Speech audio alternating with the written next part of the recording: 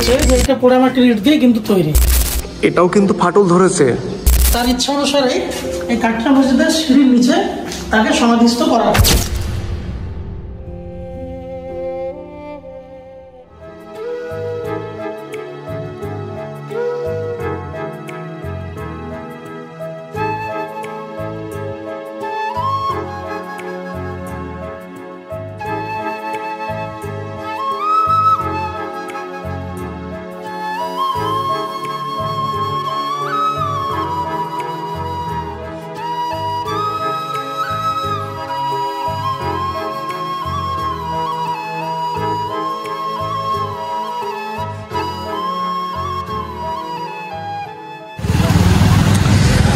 তো দর্শক বন্ধুরা, আজকে চলে আসলাম কাটরা মসজিদের কাছে।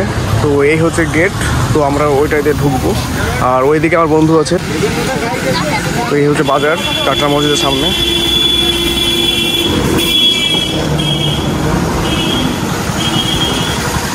এখানে বাইকটা রেখেছি। আর এই হচ্ছে নুরজামান আর আমার বন্ধু আলাহিম। আলাহিম, তাহলে ভিতরে প্রবেশ করতে হবে সেই কাটরা মসজিদ। এই কাটরা মসজিদ সম্বন্ধে তোমাকে পুরো ইতিহাসটা কিন্তু আমার দর্শককে শোনাতে হবে। সে আমি যতটা পারবো বলবো। আচ্ছা ঠিক আছে, তো চলো তাহলে ঢুকে পড়ি। চলো চল।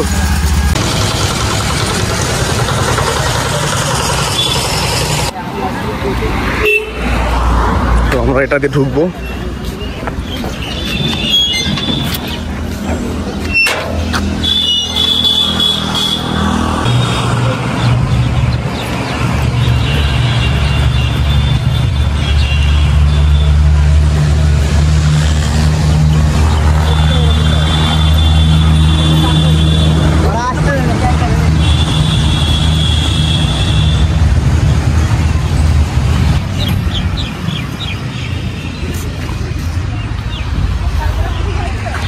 হ্যালো হোয়াটসঅ্যাপ গাইজ, আমি রনিক। শো আজকে আমি কাটরা মসজিদে ঘুরতে আসলাম আর পুরো জায়গাটা ঘুরিয়ে বেরিয়ে আপনাদেরকে দেখানোর চেষ্টা করব।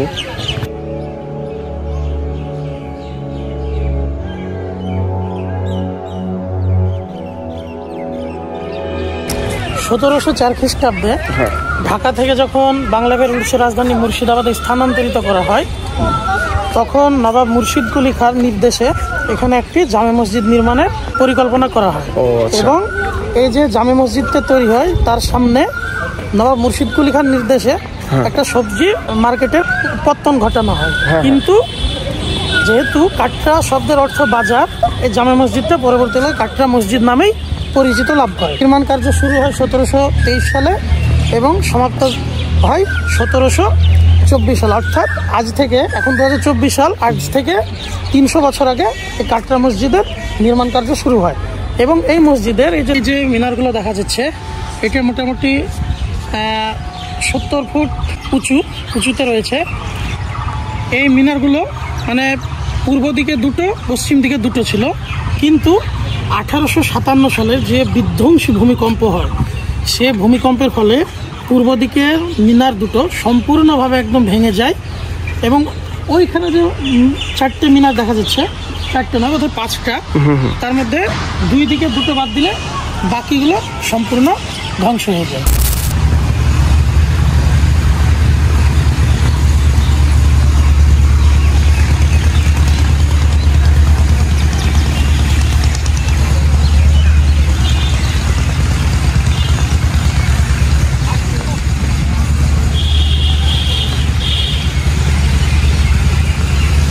চলো নুরজামান দা, এটা পুরোটা ঘুরে বেরিয়ে দেখানোর চেষ্টা করি দর্শকদেরকে। হ্যাঁ, কাটরা মসজিদটা বর্গাকার ক্ষেত্রে মানে তৈরি করা হয়েছে।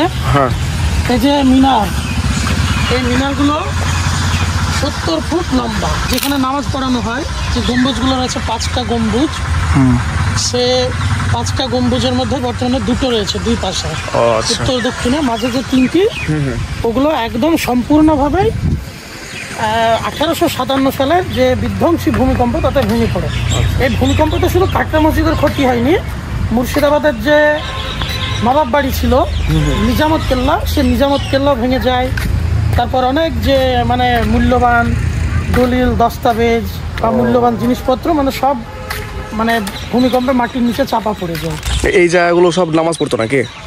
নামাজ পড়তো না। এইখানে মসজিদে যারা কোরআন তেলাওয়াতের জন্য রাখা হতো তারা এখানে কোরআন তেলাওয়াত করতো, যেখানে 700 জন মতো মানুষ কোরআন শরীফ পাঠ করতেন। এই তো এই জায়গাগুলো দেখতে পাচ্ছি এখন ভেঙে গেছে। হ্যাঁ, সম্ভবত এগুলো ভূমিকম্পের কারণে ক্ষতিগ্রস্ত হয়েছে, তার কারণে যে জায়গাটা দেখা যাচ্ছে হ্যাঁ এইখানে হচ্ছে ওই রকমই।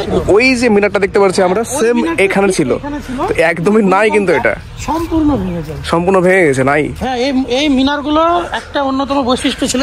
মিনারগুলোতে কিন্তু মানে ভিতরে কিন্তু সিঁড়ি করা আছে এবং এই মিনারে ওঠা যেত সম্পূর্ণ, মানে মুর্শিদাবাদ শহরটাকে দেখা যেত সেই সময়। ওই মিনার উপরে উঠে, হ্যাঁ, ওই মিনারের উপরে উঠে লালবাগ শহরটা পুরো দেখা যেত সেই সময়।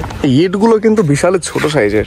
হ্যাঁ, ইট দিয়ে পোড়ামাটির ইট দিয়ে তৈরি হয়েছিল। কাটরা মসজিদের এটা একটা অন্যতম বিশেষত্ব। এই তো সেই মিনার, কিছু নেই।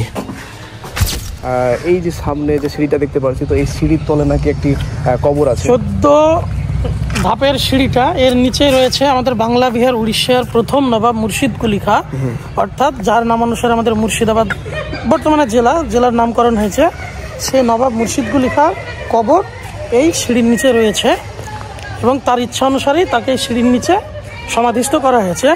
তার কারণ তিনি মনে করেন যে এই সিঁড়ির ওপর দিয়ে যেসব ব্যক্তি নামাজ পড়তে যাবেন, কোরআন শরীফ পাঠ করতে উঠবেন, ঠিক আছে, তাদের পায়ের ধুলো মানে তার কবরের উপর পড়লে তার হয়তো যে পাপবোধ, তার মনে যে পাপবোধ, যে জীবদ্দশা বেঁচে থাকতে যত হয়তো তিনি পাপ করেছেন বলে মনে করেন, সেটা মোচন হবে এবং আল্লাহর কাছে তিনি ক্ষমা পাবেন, এরকম একটা ধারণা পোষণ করে তার সেই উদ্দেশ্যেই মানে এটা করা হয়েছে, কবরটা মানে সিঁড়ির নিচে করা হয়েছে।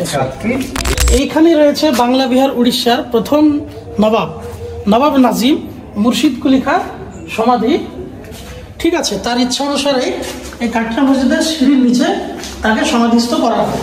তো এই হচ্ছে সেই মুর্শিদ কুলি খাঁর সমাধি। তো তার উপরে কিন্তু সিঁড়ি আছে।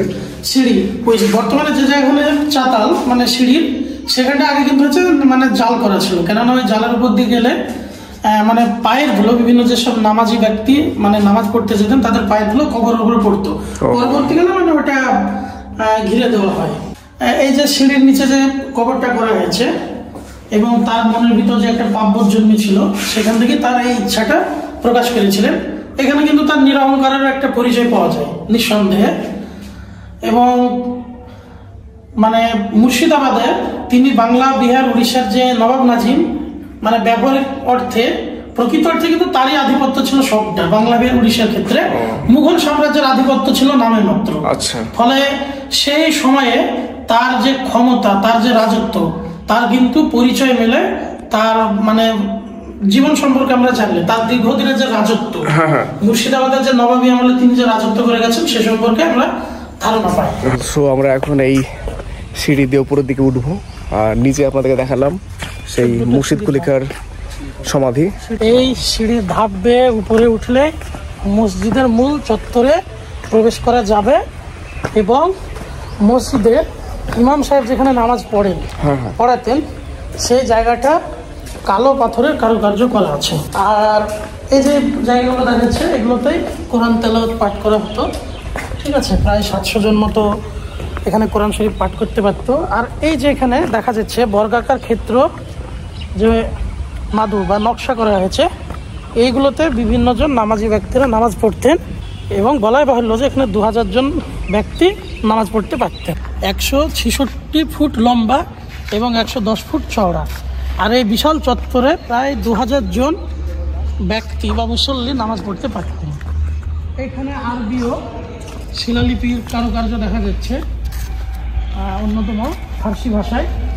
মনে করা হয় যে এখানে লা ইলাহা ইল্লাল্লাহু মুহাম্মাদুর রাসূলুল্লাহ কথাটি লেখা আছে।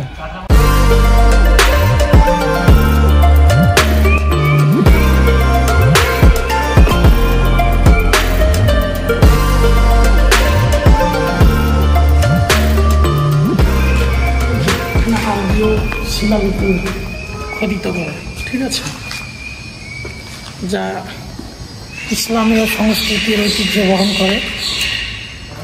এছাড়াও আরও একটা জিনিস দেখা যাচ্ছে, বায়ু চলাচলের যে স্থান, ওইখানে একটা দেখা যাচ্ছে, এই দিকটা বর্তমানে ভেঙে গিয়েছে।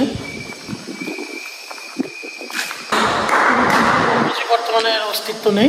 এই ভূমিকম্পে যেটা ভেঙে গিয়েছিল সেটা এটা নাকি? হ্যাঁ, এই 3টে গম্বুজই ভূমিকম্পে ভেঙেছিল, বর্তমানে 2টো গম্বুজ রয়েছে। এটাও কিন্তু ফাটল।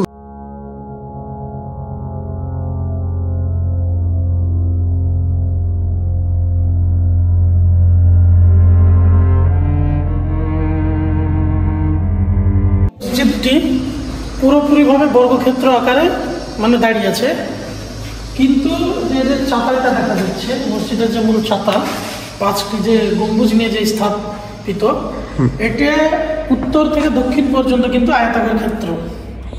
হ্যাঁ, আয়তাকার ক্ষেত্র চত্বর, এটা দেখলে কিন্তু বোঝা যায়। ঠিক আছে।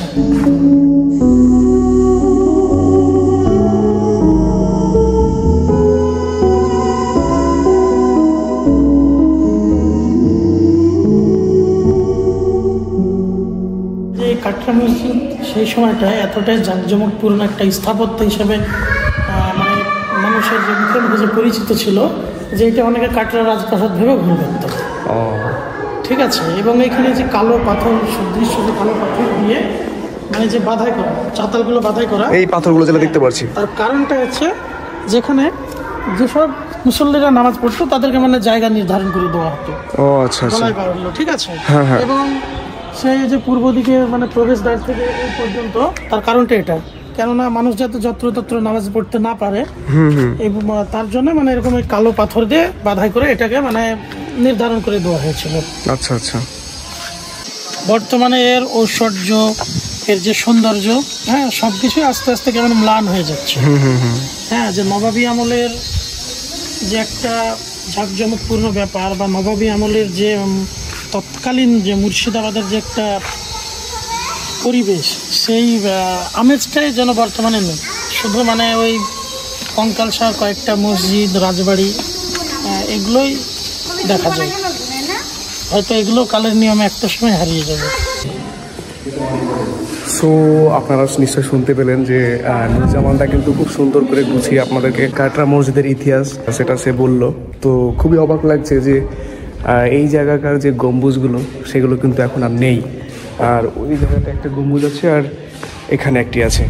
তো এই দুটো গম্বুজেই কিন্তু যখন আপনারা এই জায়গাটায় দাঁড়াবেন, যখন আমি এই জায়গাটায় দাঁড়াচ্ছি, এই যে গম্বুজটা আছে, তো এটা কিন্তু অনেকটা উঁচু।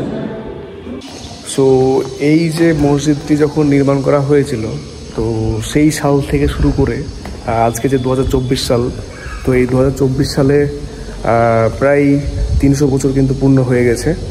তো তাহলে বোঝা যাচ্ছে যে 300 বছরের পুরনো সেই মসজিদ তো এখনও কিন্তু সেই জায়গাটায় দাঁড়িয়ে আছে।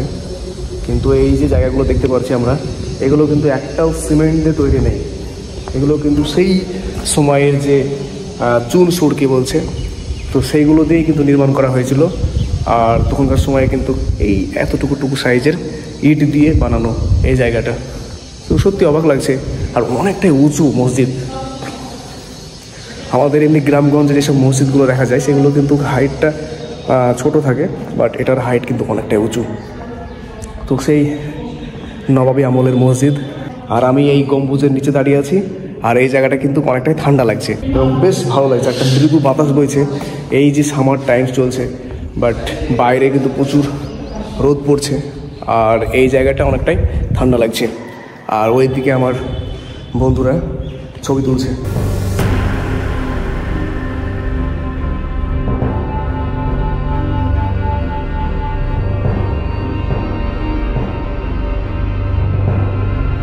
এখানে একটা সিঁড়ি আছে, আর ওই দিকে একটা সিঁড়ি দেখালাম। তো এই সিঁড়ি দিয়েও কিন্তু মানুষজন উঠে এই জায়গাটা নামাজ পড়তে পারতেন, এবং ওই দিকেও সিঁড়ি আছে। তো আমি ওই জায়গাটার দিকে দেখাচ্ছি। তো আমি ওই জায়গাটাও সিঁড়ি দেখলাম, আর এখানটাও সিঁড়ি দেখছি। তো ওই জায়গাটা নামবো, নেমে দেখাচ্ছি আপনাদেরকে। ছোটো ছোটো কক্ষগুলো দেখা যাচ্ছে। তো এখানে বসে কোরআন তেলাওয়াত করতো। আর এই হচ্ছে মসজিদের পেছনের দিকটা, দেখতে পাচ্ছেন।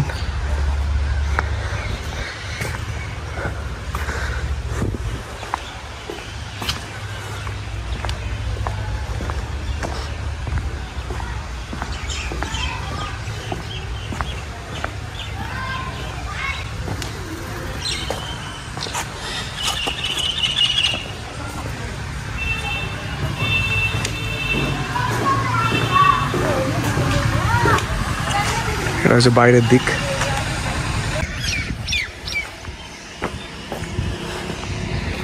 দারুণ একটি জায়গা।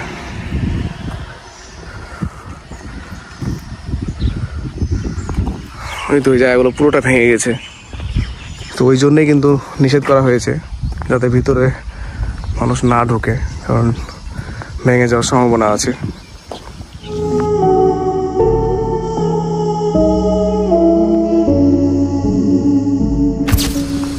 সো ফ্রেন্ডস, প্রচুর খাটনি হয়ে গেল, সো হাঁপিয়ে গেছি।